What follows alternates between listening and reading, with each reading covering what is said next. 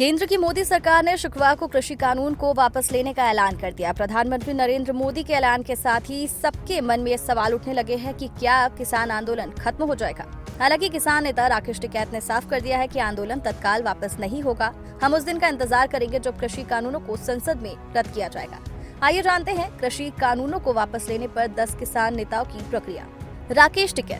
राकेश टिकैत ने कहा कि आंदोलन तत्काल वापस नहीं होगा। उन्होंने कहा है कि हम उस दिन का इंतजार करेंगे जब कृषि कानूनों को संसद में रद्द किया जाएगा। राकेश टिकैत ने साथ ही ये भी साफ किया कि सरकार न्यूनतम समर्थन मूल्य यानी एमएसपी के साथ साथ किसानों से संबंधित दूसरे मुद्दों पर भी बातचीत करे। राकेश टिकैत ने आज तक से बातचीत में पीएम मोदी के ऐलान पर अविश्वास जताया। उन्होंने साफ कहा कि अभी तो बस ऐलान हुआ है, हम संसद से कानूनों की वापसी होने का इंतजार करेंगे। राकेश टिकैत ने साथ ही ये भी कहा कि न्यूनतम समर्थन मूल्य समेत किसानों से जुड़े अन्य मसलों पर भी बातचीत का रास्ता खुलना चाहिए। नरेश टिकैत। भारतीय किसान यूनियन के अध्यक्ष नरेश टिकैत ने ट्वीट किया, किसान बारूद के ढेर पर बैठे हैं, आंदोलन से ही जिंदा रहेंगे। ये जिम्मेदारी सबको निभानी होगी। जमीन से मोहभंग करना सरकार की साजिश है। जमीन कम हो रही है। किसान से जमीन बेचने और खरीदने का अधिकार भी ये लोग छीन लेंगे। जाति और मजहब को भूलकर किसानों को एक होना होगा। भानु प्रताप सिंह। भारतीय किसान यूनियन के राष्ट्रीय अध्यक्ष भानु प्रताप सिंह ने कहा कि प्रधानमंत्री जी ने तीनों कृषि कानूनों को वापस लेने की आज घोषणा कर दी है। इसके लिए उनका बार बार स्वागत और बार बार अभिनंदन करता हूँ। ऐसा ही होना चाहिए। देश का प्रधानमंत्री जो किसानों के लिए एक की बात सुनकर किसी को दुखी ना होने दे। लेकिन भारत के किसानों के बारे में मैं जानता हूं, किसान परेशान हैं। 75 साल में किसानों को कोई खेती के भाव नहीं मिले, गेहूं का, गन्ने का, आलू का, धान का। इसलिए किसान कर रहा है, इसलिए कर्जा माफ करने की घोषणा करके किसान आयोग का गठन करके किसानों को अपनी फसल का मूल्य तय करने का अधिकार दे दो। हन्नान मोल्लाह। ऑल इंडिया किसान सभा के महासचिव हन्नान मोल्लाह ने कहा कि इस घोषणा का हम स्वागत करते हैं। जब तक संसद में कार्रवाई पूरी नहीं हो जाती, ये पूरा नहीं होगा, तब तक हम इंतजार करेंगे।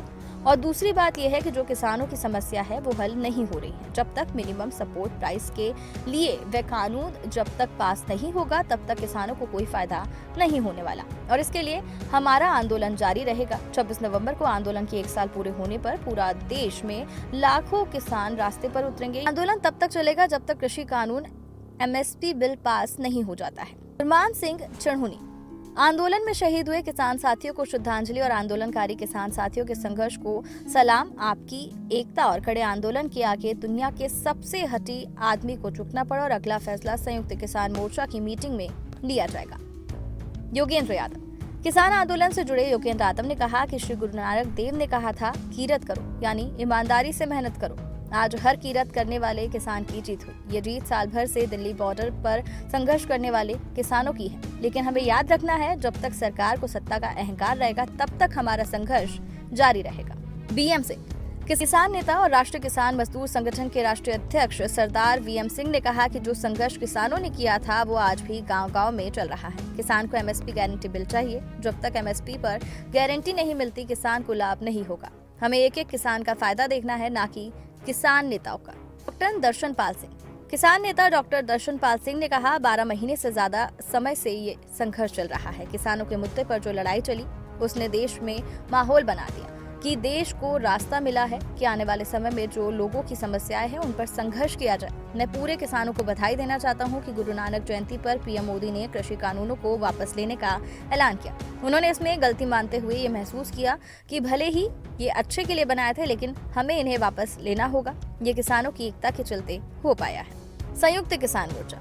संयुक्त किसान मोर्चा ने कहा कि भारत के प्रधानमंत्री नरेंद्र मोदी ने जून 2020 में पहली बार अध्यादेश के रूप में लाए गए सभी 3 किसान विरोधी कॉर्पोरेट समर्थक वाले कानूनों को निरस्त करने के भारत सरकार के फैसले की घोषणा की। उन्होंने गुरु नानक जयंती के अवसर पर यह घोषणा करने का निर्णय लिया। संयुक्त किसान मोर्चा इस निर्णय का स्वागत करता है और उचित संसदीय प्रक्रियाओं के माध्यम से घोषणा के प्रभावी होने की प्रतीक्षा करेगा। अगर ऐसा होता है तो ये भारत में 1 वर्ष से चल रहे किसान आंदोलन की ऐतिहासिक जीत होगी। हालांकि इस संघर्ष में करीब 700 किसान शहीद हुए। लखीमपुर खीरी हत्याकांड समेत इन टाली जा सकने वाली मौतों के लिए केंद्र सरकार के जिम्मेदार है। संयुक्त किसान मोर्चा प्रधानमंत्री को ये भी याद दिलाना चाहता है कि किसानों का ये आंदोलन न केवल 3 काले कानूनों को निरस्त करने के लिए बल्कि सभी कृषि उत्पादों और सभी किसानों के लिए लाभकारी मूल्य की कानूनी गारंटी के लिए भी है। किसानों की ये अहम मांग अभी बाकी है। इसी तरह बिजली संशोधन विधेयक को भी पास किया जाना बाकी है।